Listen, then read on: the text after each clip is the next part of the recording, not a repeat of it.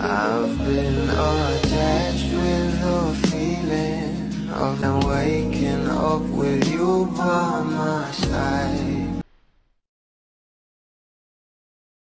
Namang pinag-uusapan na sa social media itong ating Donnie Pangilinan na kung saan ay nagpabigote nga raw ito.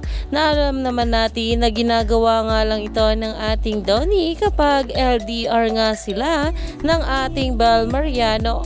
Naalam naman natin na pumunta nga sa Vietnam itong ating Donnie kasama ang kanyang pamilya para na rin mag-celebrate ng kaarawan ni Benjamin Pangilinan. Pero ito na nga guys ang pag-uusapan natin dahil talaga namang umaani na nga ito ng maraming komento. Ang sabi dito, sana bilisan niyang shoot ng DSIW project ni D.